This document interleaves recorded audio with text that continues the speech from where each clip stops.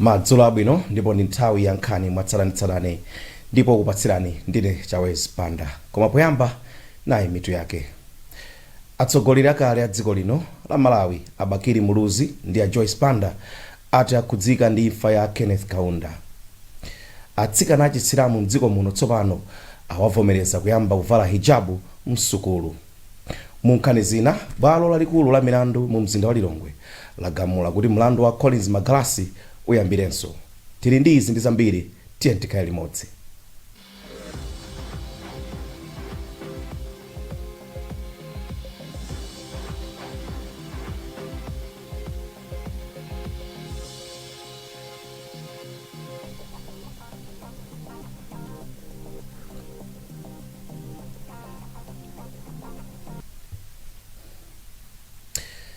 Atsogoleri akale a dziko la Malawi Abakiri Muluzi ndi a Joyce Panda ati a Kenneth Kaunda anali mmodzi mwa atsogoleri ofunika kwambiri mu Africa. Muluzi ndi a Panda ayankhula izi kutsatira imfa ya Kaunda amene anali mtsogoleri woyamba wa dziko la Zambia. Kaunda anatsogolera dziko la Zambia kutenga ufulu odzilamulira lokha ndipo amwalira ali ndi zaka 97. Iwo amalandira thandizo la mankhwala pa chipatala china mu mzinda wa Lusaka atadwala chibayo. Kaunda anali mmodzi mwa atsogoleri ochepa amene analimbana ndi ulamuliro wa atsamunda mu Africa amene ali moyo. Atsikana achipembedzo cha chisilamu mdziko muno tsopano awavomereza kuti ayambe kuvala hijabu msukulu. Izi zadza kutsatira mgwirizano umene asilamu ndi akhristu amanga motsogozedwa ndi komiti ya akuluakulu achipembedzo ya Public Affairs Committee PAC. Koma atsikanawa awalimbikitsa kuti nsalu imene adzivala kumutu idzikhala yofanana ndi uniformu ya kusukulu.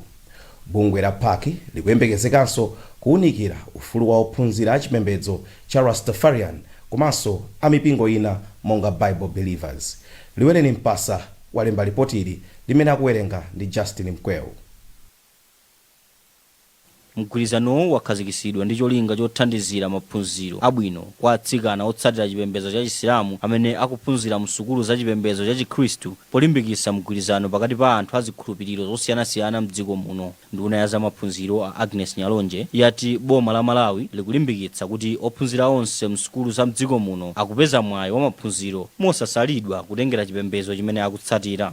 Ma recommendation amene atipatsa ife ngati nduna kuti ziyende kupita kutsogolo au nduna atipatsa kuti tikufunitsitsa kuti izi zichitike asanthulapo zina zimene zili mu Education Act akuona ngati mmene muli zina zake mwina zofuna kukhonza kapenanso zofuna kuzitsatira bwino. Ndiye ifeyo ngati nduna tikunenetsa kwa Malawi kuti zotsatira za ntchito ya PAC ifeyo tizitenga mwa serious kwambiri ndiponso tipitiriza kugwira ntchito ndi ya PAC ndi ena onse amene afuna kuti maphunziro ayende mwa mtendere mdziko muno chifukwa ife Malawi ndi anthu amtendere.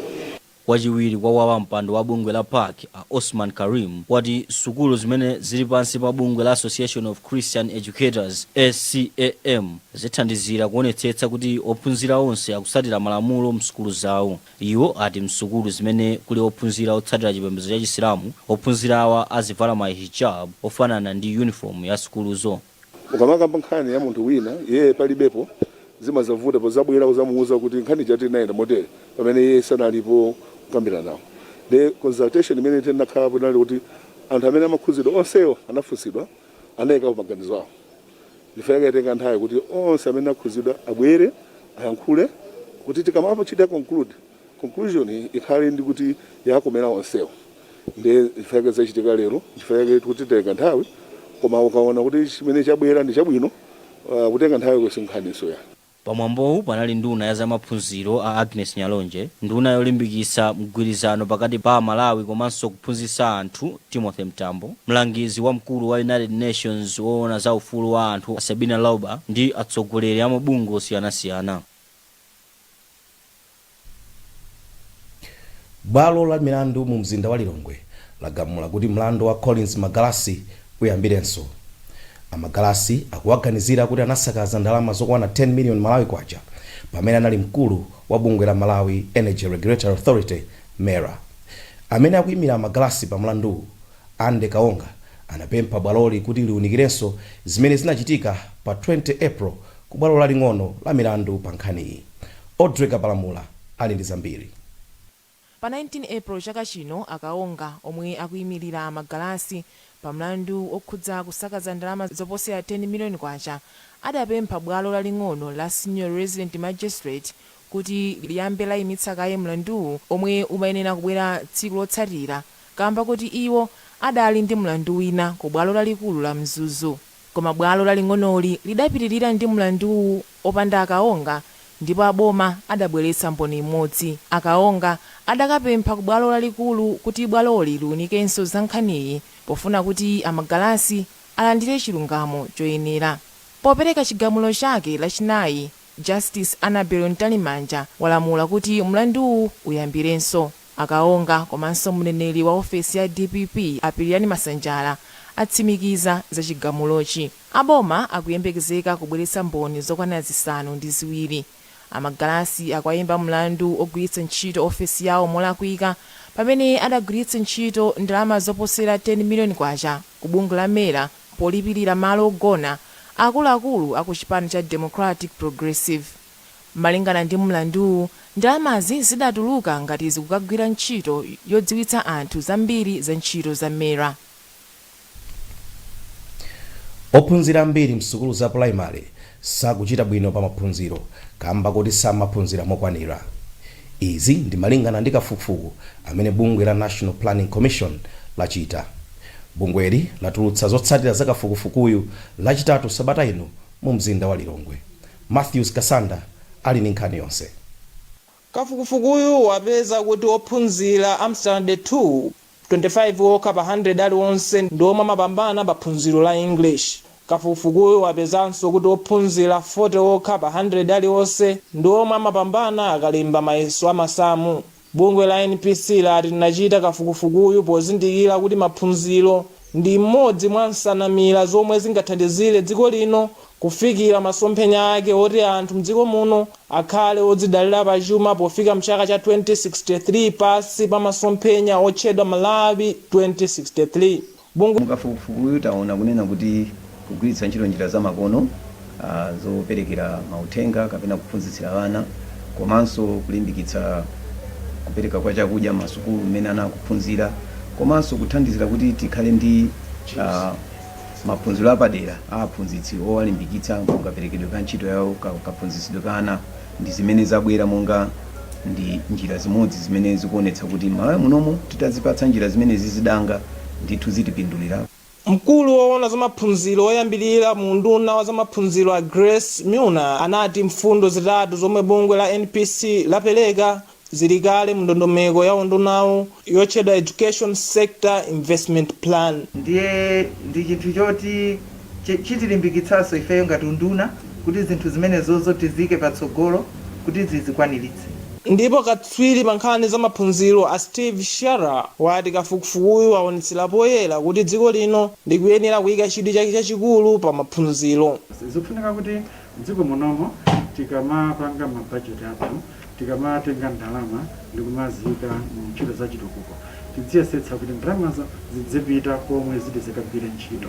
Kafukufukuyu waonetsanso kuti dziko lino litha kumapeza 106 kwacha pa 1 kwacha iliyonse yomwe ingagwiritse ntchito poonetsetsa kuti ophunzira agwiritsa ntchito zida za makono.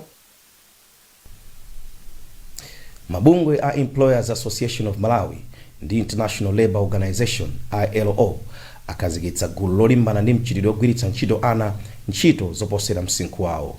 Gululi alikhazikitsa kafukufuku atasonyeza kuti mchitidwewu wakwera kwambiri makamaka kutsatira mliri wa COVID. Yamikani Kachache wadza ndi zambiri mu ripoti. Gululi lati lionetsetsa kuti mchitidwe ogwiritsa ana ntchito watha m'madera onse mdziko muno kupatulapo ECAM. Mamembala ena a gululi ndi monga NBS Bank, Tea Association of Malawi, PTC, Project Innovation Center, Kasinthula Cane Growers Limited, Save the Children, Mzuzu Coffee, Malawi Institute of Education, NASFAM, komanso Tobacco Processors Association. Membala wa komiti yaikulu ya ECAM a Ani Chavula wati mliri wa covid wathandizira kuti mavuto monga mchitidwewu aonjezereke.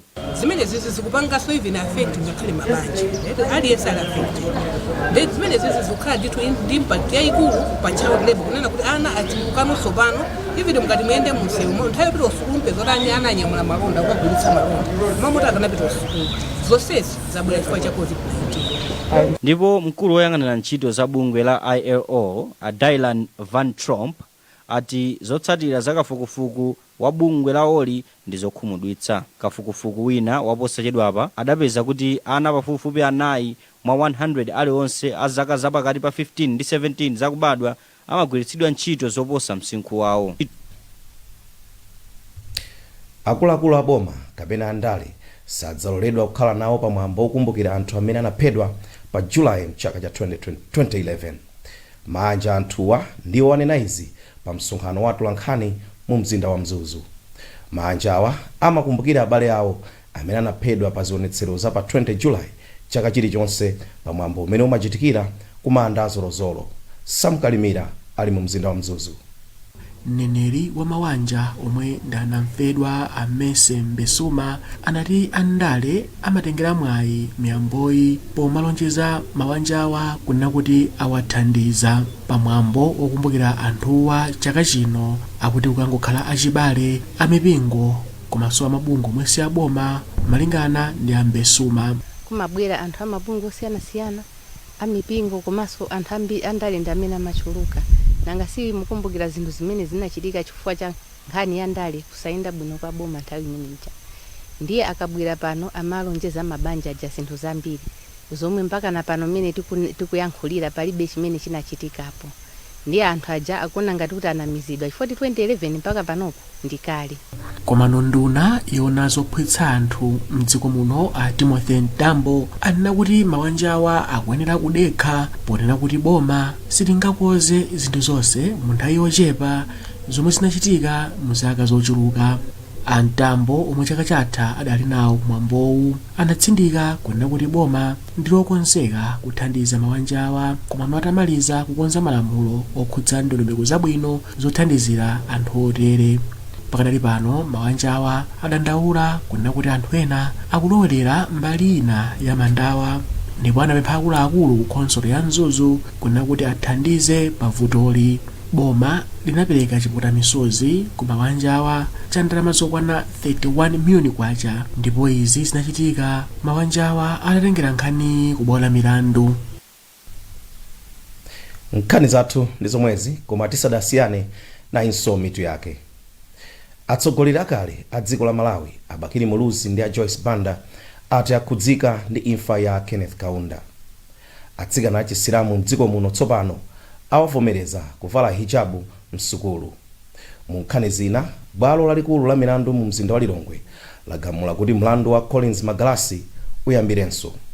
Kumbukirani kuti mutha kupeza nkhanizi ndi zina zambiri pa makina ya internet pa www.times.mw, pa Facebook pa tsamba la Times 360 Malawi, komanso pa Twitter @Times360 Malawi. Chonde sambani m'manja pafupi, khalani motalikana ndi anzanu, komanso valani maski nthawi zonse kuti mudziteteze ku COVID-19. Muna ndine Saulos Banda, Madzulo abwino.